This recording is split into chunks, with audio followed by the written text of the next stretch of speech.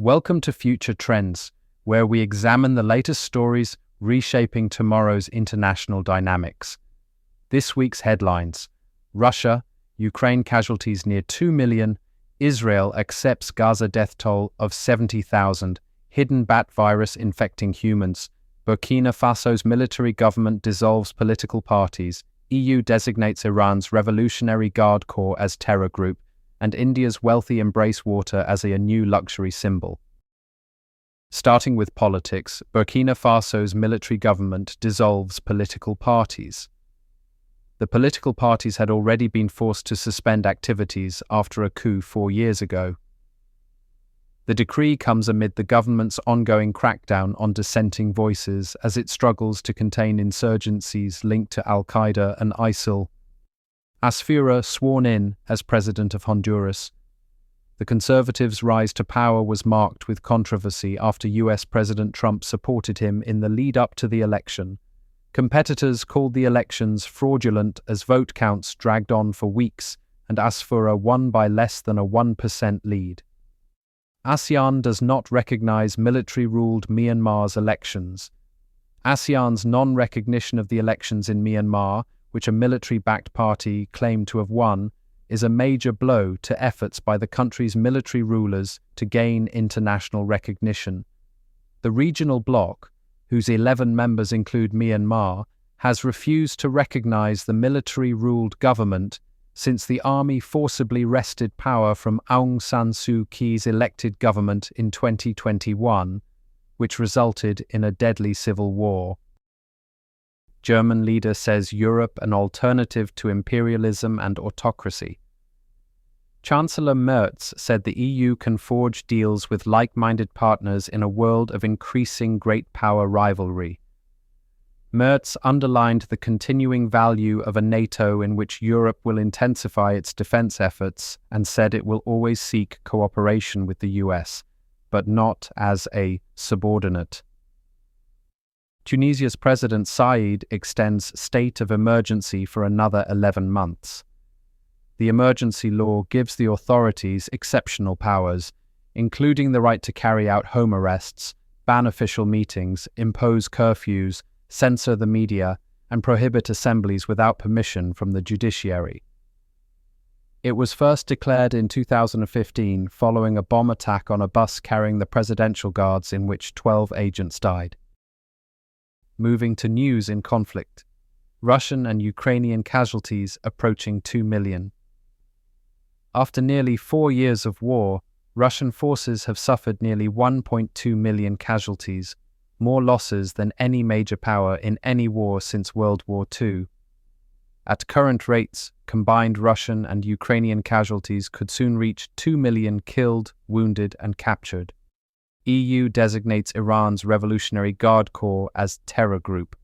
The designation will introduce an asset freeze, a prohibition on providing funds, and a travel ban on all standing members of the IRGC, many of whom are already subject to these very restrictions under the EU's regular sanctions regime. Israel accepts Gaza death toll of 70,000.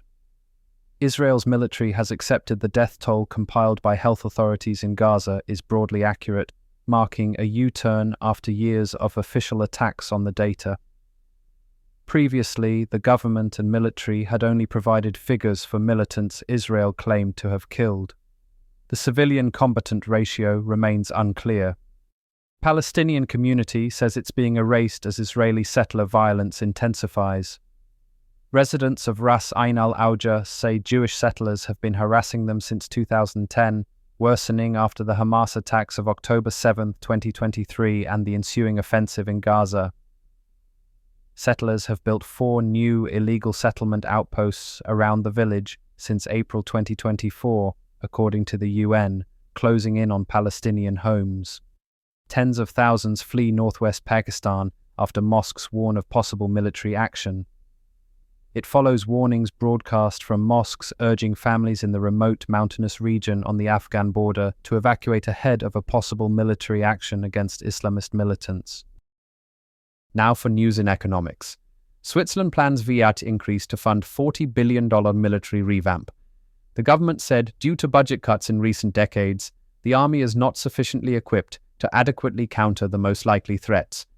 It is proposing to raise the country's sales tax by 0.8 of a percentage point for 10 years from 2028, but requires support from lawmakers and will also face a national vote due to the rules of Swiss direct democracy.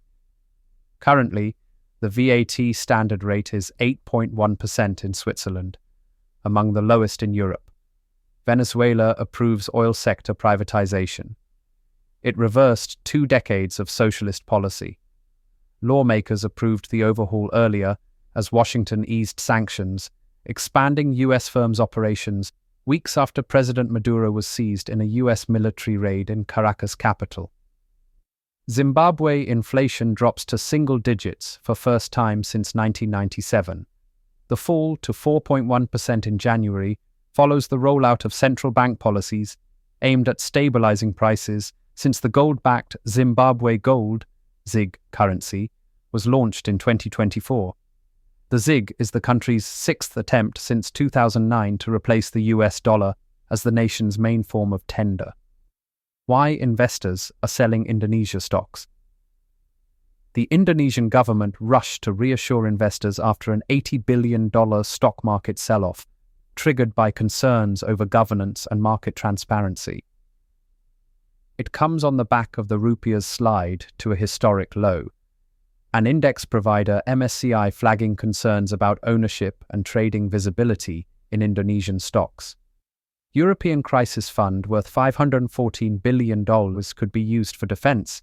In a boost for European rearmament, the head of the European Stability Mechanism suggested that its funds could be best used to open lines of credit for small, financially healthy countries within the Eurozone, likely meaning the Baltics, where high percentage GDP spending still only amounts to relatively small sums of money allocated to defense. Only countries in the Eurozone could get the loans, excluding those who do not use the currency, such as Poland. Updating the latest stories in development. China grows military-grade rubber in Gobi Desert as war reshapes supply chains. The effort reflects Beijing's push to reduce its exposure to fragile overseas supply chains, as China remains the world's largest consumer and importer of natural rubber, driven largely by its vast automotive and industrial sectors. Last year, national demand is estimated to have topped 7 million tons, with more than 85% coming from abroad. UN Food Agency shutdown in rebel-held northern Yemen. It follows restrictions imposed by the Houthi rebels and harassment from the Iranian-backed group. The World Food Programme's move is likely to worsen the dire humanitarian conditions in the impoverished Arab country amid the rebel Houthis' crackdown on UN workers and aid groups in areas under their control, as well as funding shortages. India gives 20-year tax holiday to foreign firms using local data centers. Foreign companies using data centers built in the country to provide services to global clients will not face any taxes for doing so for more than 20 years, hoping to assuage concerns of possible tax liabilities on the sector. Scores of data centers have been built in India in recent years, but foreign companies had been concerned that New Delhi could in future impose taxes on their global income for using a data center located in the country.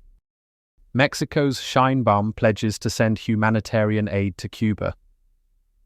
Sheinbaum's comments came after US President Trump said he asked the Mexican leader to suspend oil shipments to the Caribbean island. Sheinbaum said her government seeks to diplomatically solve everything related to the oil shipments to Cuba for humanitarian reasons.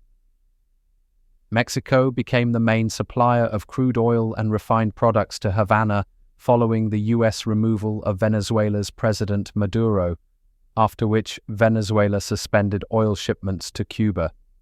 Chinese airlines cancel all flights to Japan as tensions worsen. China was angered by Japan's prime minister suggesting that Tokyo could get involved in any conflict over Taiwan, which Beijing claims as a renegade province. Since then, China has urged citizens to refrain from visiting Japan, and its foreign ministry warned of serious safety threats for Chinese tourists. Finally, our social news. India's wealthy embrace a new luxury symbol: water. Premium water is already a $400 million business in India, a new status symbol that fits in with a spreading wellness craze. Premium Indian mineral water costs around $1 for a 1-litre bottle, while imported brands are upwards of $3 or 15 times the price of the country's lowest-priced basic bottled water. With 70% of groundwater contaminated and tap water unfit to drink, the bottled water market is worth nearly $5 billion annually and is set to grow 24% a year, among the fastest in the world. Court faults Netherlands over Caribbean island climate risks. The court said the impacts of climate change pose specific risks to Bonaire, a low-lying Caribbean island that is particularly vulnerable to rising sea levels, extreme weather, and environmental degradation. The court in The Hague said the Dutch government was treating Bonaire's residents differently from those living in the European part of the Netherlands, without a valid justification, failing to safeguard the island's 20,000 population. A hidden bat virus is infecting humans in Bangladesh. Patients were initially suspected of having Nipah virus but tested negative. All had recently consumed raw date palm sap, a known pathway for bat-related infections. Genetic analysis confirmed live bat-borne virus, terrapine orthoreovirus, in several samples pointing to active human infection, raising concerns that dangerous bat viruses may be circulating undetected alongside Nipah. Beijing criticizes Dalai Lama Grammy win. China has reacted angrily to an unlikely winner at the Grammys, the Dalai Lama, saying it opposes art awards being used for anti-China political manipulation. The Buddhist spiritual leader was recognized in the audiobook category for meditations, the reflections of His Holiness the Dalai Lama. The 90-year-old has lived in exile from his Tibetan homeland since 1959 and is condemned as a rebel and separatist by Beijing. Venezuela's amnesty for political prisoners incarcerated since 1999. The proposed amnesty law would cover political prisoners detained during the entire Chavista period. The measure excludes cases of murder, drug trafficking, and human rights violations. That's your Future Trends update for this week. Thank you for watching, and we'll see you next time with more stories reshaping our world.